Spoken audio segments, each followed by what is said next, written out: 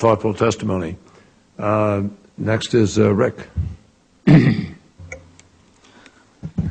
First off, I want to thank Senator Kerry for giving me the inspiration of being here today. I sit here 38 years after you were expressing your opinions on the Vietnam War, and similarly want to express my opinions about this occupation. I also want to thank the members of the Senate Foreign Relations Committee for having me here. I also want to say that I love my country, and that is why I'm here today. My name is Rick Reyes, and a veteran of both Operation Enduring Freedom and Operation Iraqi Freedom. I served with the United States Marine Corps as an infantry rifleman. We took an oath to defend this country, and that doesn't stop when we check in our rifles into the armory.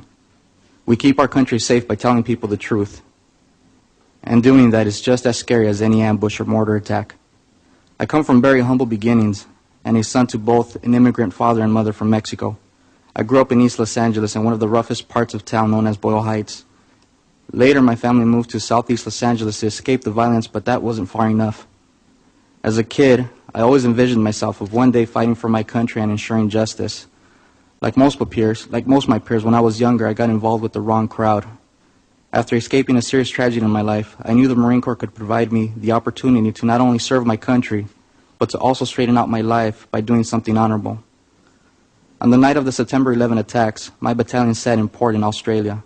It was sometime around midnight, and we were enjoying our off time at the local bars, when all of a sudden the music stopped, and over the PR system an announcement heard that the U.S. was being under attack. We were all ordered to head back and aboard the ships. That night, we were told we were going to war with the Taliban and Al-Qaeda forces. The next morning, we pulled out of port, and for the next month, while the administration formulated a plan, we prepared to go to war with the conviction of fighting for justice and the American way.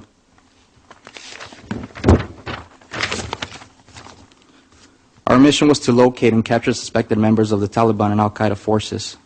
Through my experience as an infantry rifleman, implemented past and current policy have found it almost impossible to locate and capture the Taliban, because there isn't any effective way to separate them from the innocent civilian population. Patrols were conducted through populated neighborhoods. The populations on those neighborhood streets weren't any different from the population on my street. There were kids running around and playing while we occupied their streets. Mothers running behind after those kids, making sure they stay out of trouble and out of our way, and fathers trying to make a living for the little that they have. U.S. hired translators would tell us where suspected Taliban or Al-Qaeda would be found. We would follow their lead, often planning attacks and breaking into people's homes.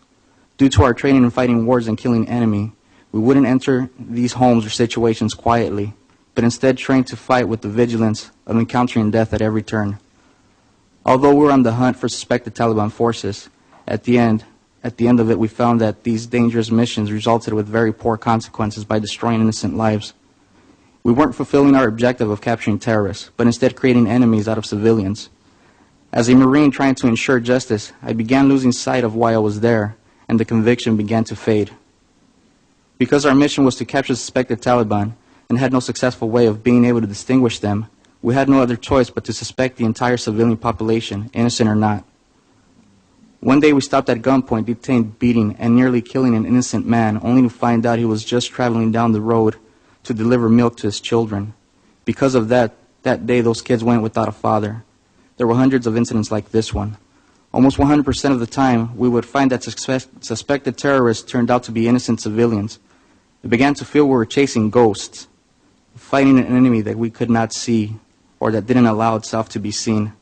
How can you tell the difference between the Taliban and Afghan civilians? The answer is that you can't. It all stopped making sense. Later I found out that these translators were being compensated on the amount of intelligence they were able to provide. So it was their incentive to be able to provide as much intelligence as possible without any way to know if the information being provided was false. It was such a flawed system, but who was I to question authority? When I returned home, I felt that occupying Afghanistan and Iraq was a mistake. I strongly feel that the military occupation and intervention is not the answer. If it didn't work back in 2001, when we had all the energy, all our resources, but most important, a very high troop morale, I asked myself, how could it work now? A lot of these men and women serving our country in the armed forces have been desperately worn and stretched out too thin by having them serve in up to 4 tours overseas. If we aren't killing them on the ground due to a flawed policy, we are definitely killing them in spirit, and that also has a very serious indirect consequence when the fight is brought back home. I love my country, and never once while serving did I feel I was protecting America. But instead, we were harboring the worst of sentiments in these foreign Middle Eastern countries. We were creating more enemies. As a kid, I envisioned myself serving my country and fighting for freedom.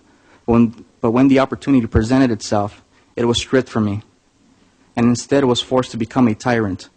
As I have experienced, our troops are also experiencing a very low morale, which oftentimes translates into high suicide rates. These are just a few of the issues. There's just a huge array of reasons why, at the minimum, this occupation needs to be rethought. We should not be sending any more troops into Afghanistan. As a combat troop, we are trained to isolate and destroy the enemy, cut off its resources. As an indirect consequence, we impose our Western views and alienate their culture and traditions. In some respects, this entire occupation has become counterproductive.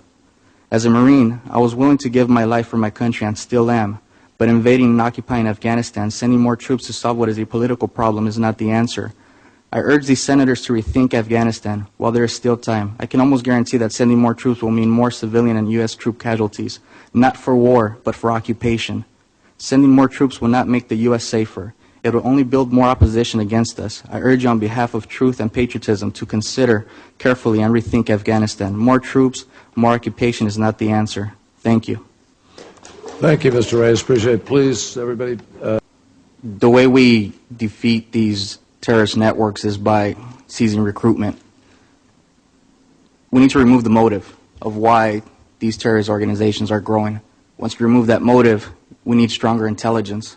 With that stronger intelligence, we create a more isolated situation versus taking a shot in the dark by sending 17,000 more troops sweeping the landscape, leaving a lot of destruction behind, and just giving them more motive to have the Taliban grow.